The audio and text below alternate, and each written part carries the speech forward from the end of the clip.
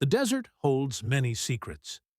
Under its endless skies, where silence weighs heavier than sound, stories disappear into the dust.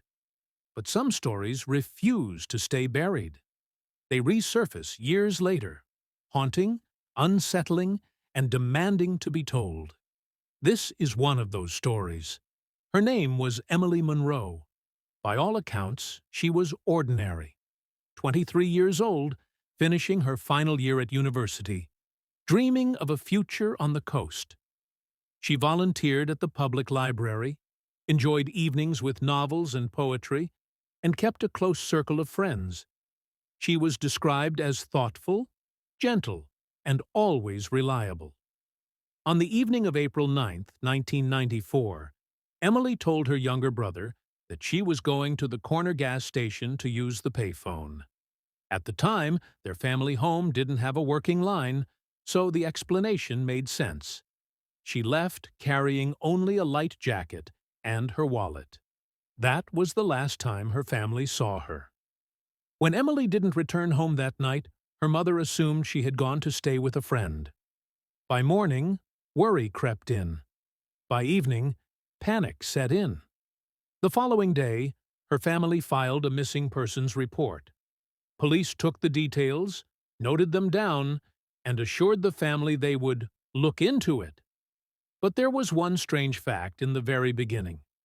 The payphone Emily had supposedly gone to use had been disconnected for months. No one in the family could explain why she would have walked to a phone that didn't work. Searches began. Flyers went up around the neighborhood. Volunteers combed through nearby woods and empty fields. Friends were interviewed. Her mother made tearful appearances on local news, pleading for answers. Yet nothing surfaced. No witnesses. No trace. It was as if Emily had stepped out into the night and simply dissolved into the air. Weeks turned into months. Leads went cold.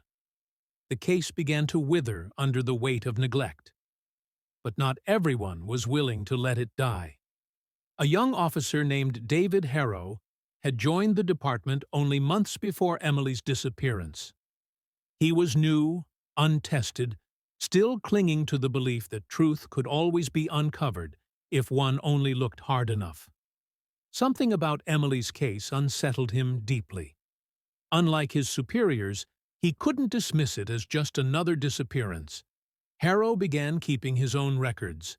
In a small black notebook, he documented every conversation, every oddity, every overlooked detail, and it was in this notebook that the first unsettling cracks began to appear.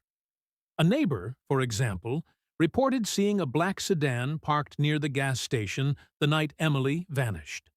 The car was described as unfamiliar, its license plate obscured with mud, its windows tinted darker than legally allowed. The witness said he had never seen it before in the area. Harrow logged the statement carefully. But weeks later, when he went to check the official case file, the statement was gone. Vanished. Other inconsistencies began to emerge. Evidence misplaced. Notes rewritten. Leads mysteriously dropped. Senior officers told Harrow, in no uncertain terms, to let it go. But he couldn't. His gut told him Emily's disappearance was more than just another missing person case. And then came the first real discovery. 6 months after Emily's disappearance, hikers stumbled across the charred remains of a vehicle deep in a canyon outside town. The car was burned out, collapsed into the earth, hidden by brush. Investigators determined it had been there for weeks, maybe months. Its plates were missing.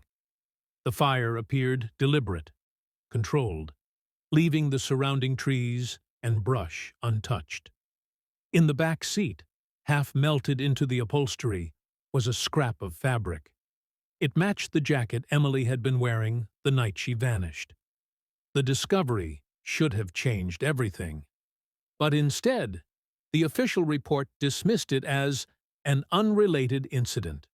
No confirmed link to Emily, no reason to follow up. case closed. But Harrow's notebook tells a different story. Beneath his entry about the burned vehicle, he wrote a single line. "This car was not meant to be found." From there, the story grows darker. Because months later, Harrow uncovered something strange, something he wasn't supposed to see. Grainy reels of film, silent and unsettling, locked away in evidence storage. And within those reels was something that would change the case forever. But before we reach those reels, we must first understand the place where they were found. A place that does not appear on maps. A place that officials pretend does not exist. A place whispered about only in fragments, warnings, and half-forgotten stories. A place known simply as the facility. They called it the facility, though no one knew if that was its real name. Hidden in the desert miles outside of town, it was spoken of only in whispers. Officially, nothing existed there. No records, no government filings, no blueprints. On maps, the land was marked as empty, barren, unclaimed. But to those who had stumbled too close, it was anything but empty. The facility was said to be a compound of low, windowless buildings, surrounded by fences and strange, humming towers. Locals claimed that at night, unmarked trucks would move in and out of the desert, carrying crates covered in tarps. Some swore they had seen men in black uniforms, armed, patrolling the perimeter. Others described lights, white, blinding beams cutting through the sky, followed by a silence so deep it felt unnatural. Harrow first heard about it through a janitor who once worked at the county courthouse. The man, frail and hesitant, spoke of transporting sealed boxes of documents late at night. He never saw what was inside, but the boxes all bore the same marking. A black circle crossed by a single white line. When asked where the boxes were taken, the janitor whispered, "To the facility." It was a name Harrow would come to know well. Not long after, Harrow discovered something that seemed impossible. While reviewing old evidence logs, he came across a box mislabeled with the wrong case number. Inside were reels of 16mm film. Each reel had the same marking burned into the canister lid, a black circle with a white line. There were no notes, no official record of who had submitted them. Against protocol, Harrow borrowed a projector and viewed the reels in the privacy of his apartment. What he saw haunted him for the rest of his life. The film was silent, grainy, and poorly lit. It appeared to show an empty room, concrete walls, a single chair bolted to the floor. For the first few minutes, nothing happened. Then, without warning, the door in the frame opened. Two figures entered, dressed in white coats. Between them was a woman whose face was obscured by her hair. She struggled as they forced her into the chair, strapping her wrists and ankles with leather restraints. The camera zoomed closer. The woman lifted her head. Even through the distortion of old film stock, Harrow recognized her. It was Emily Monroe. What followed was worse. In later reels, Emily was seen again and again, always in the same room, sometimes alone, sometimes surrounded by shadowed figures. Needles were inserted into her arms. Strange devices, wires, and monitors were attached to her body.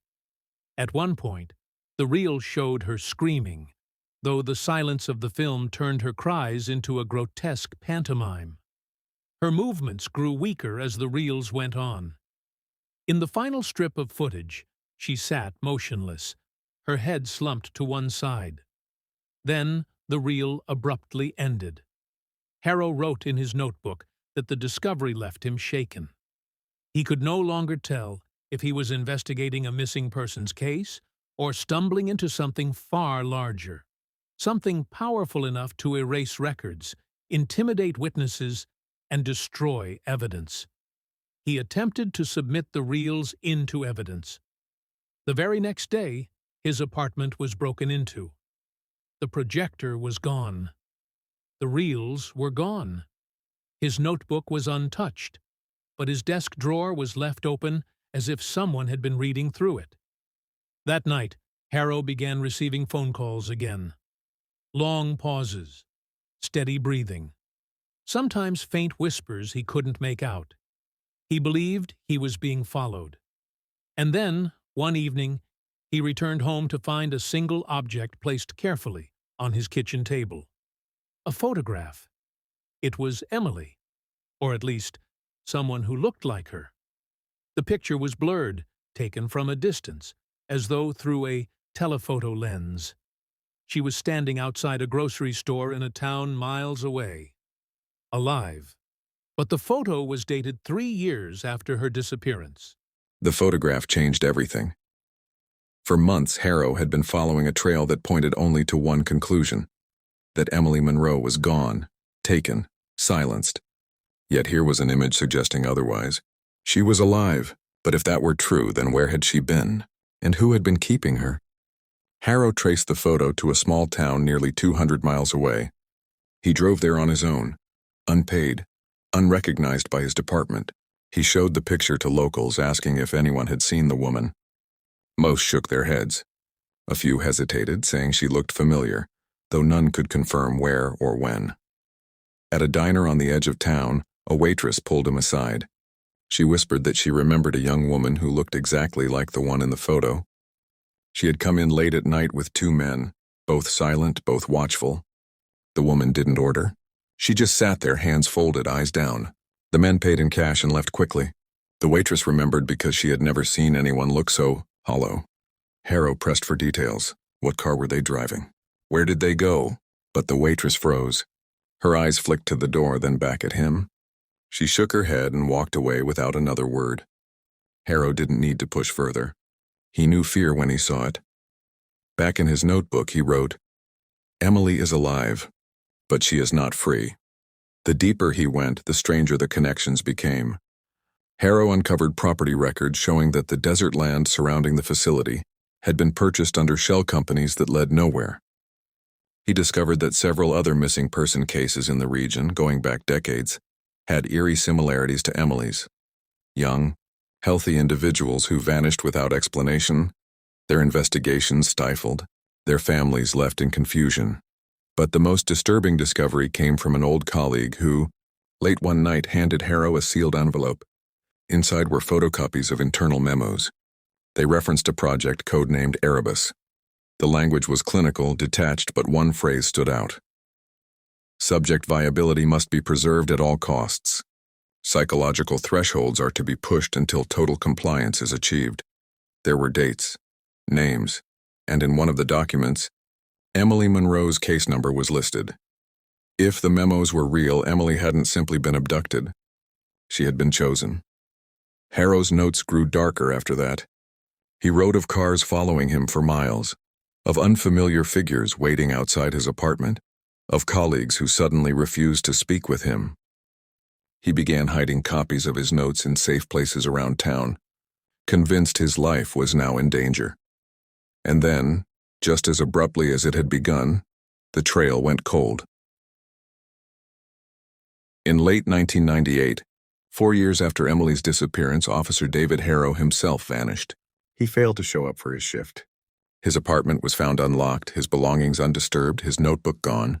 No evidence of struggle, no sign of departure. He was simply gone. The department issued a brief statement.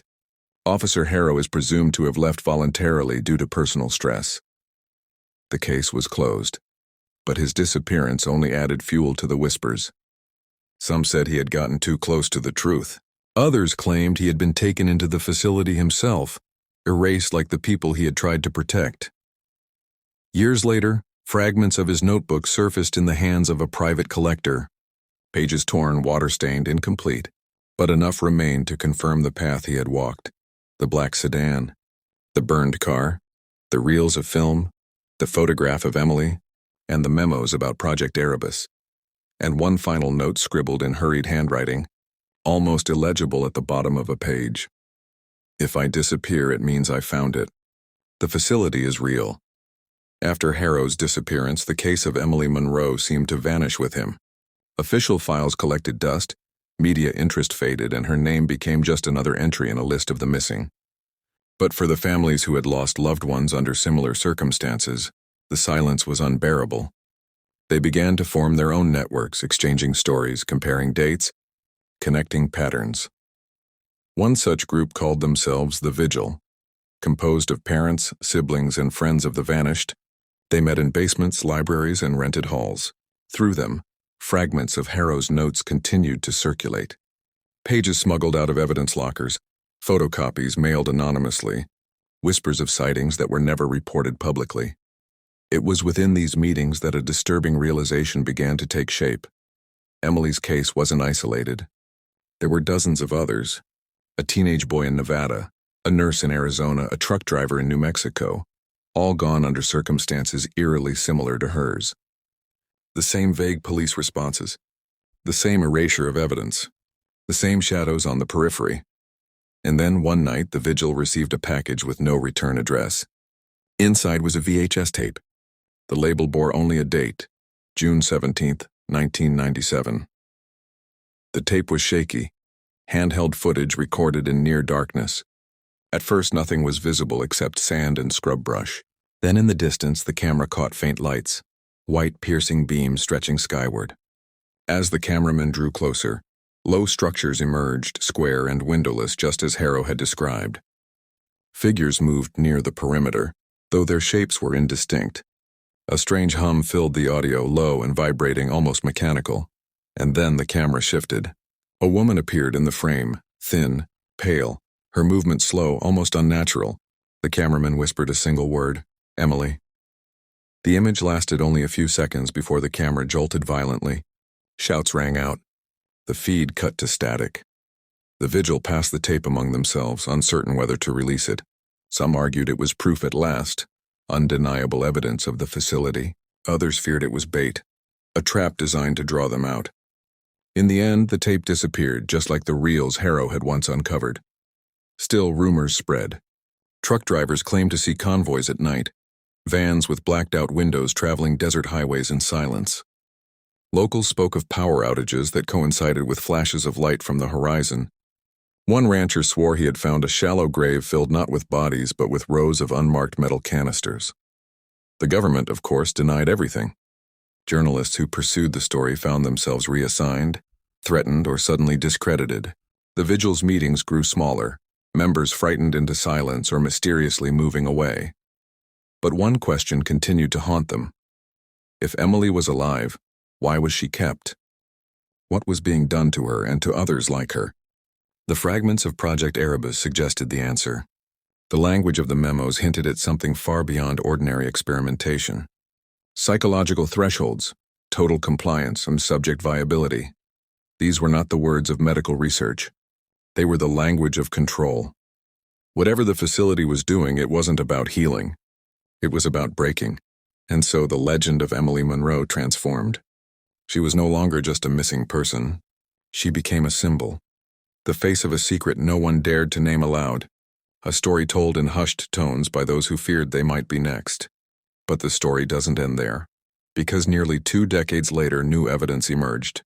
And with it came a revelation that shook even the most skeptical into silence. Nearly 20 years after Emily Monroe vanished, the story resurfaced. Not through police reports or official channels, but through a series of anonymous leaks posted to obscure online forums. The first leak was a set of photographs. Grainy, black and white, but chillingly clear. They showed a stark, windowless room with a single chair bolted to the floor. In one image, a woman sat restrained in the chair.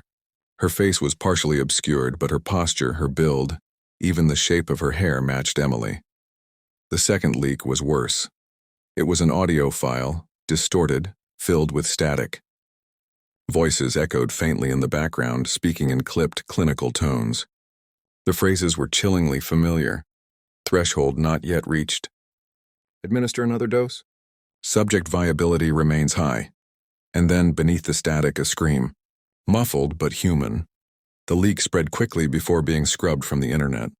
Accounts that shared it were deleted. Websites hosting it went offline. Yet once something escapes into the digital world, it never truly disappears. Copies remain, hidden, passed along in secret. Journalists tried once again to follow the trail but met the same fate as before: threats, intimidation, silence. Some refused to publish, others quit the profession altogether, and yet, whispers persisted. The most unsettling leak came last, a document labeled simply Termination Protocol. It referenced Project Erebus directly, outlining procedures for when a subject became non-compliant or non-viable. The language was cold, detached, describing disposal methods not in terms of people, but assets.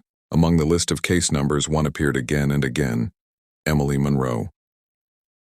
If the document was authentic, it meant she had not only survived for years inside the facility, but she had been used, studied, and broken until she was no longer useful. And then silence. No more leaks. No more sightings. No more whispers. Just a void, as if the world itself conspired to erase her story once and for all. But legends have a way of surviving. Some say Emily's ghost haunts the desert roads, appearing in the headlights of lone travelers before vanishing into the night. Others claim she is still alive, wandering between identities, unable to return home but unable to fully escape. And then there are those who believe she never left the facility at all, that she remains there, strapped to a chair in a room with concrete walls, waiting for the next experiment. The truth may never be known. But one thing is certain: Emily Monroe's disappearance was no accident. It was the beginning of something larger, something darker, something that stretches far beyond a single missing person. A story not about one woman lost, but about power, secrecy, and the terrifying lengths to which unseen forces will go to maintain control. And if Project Erebus was real, then Emily was not the first, and she will not be the last.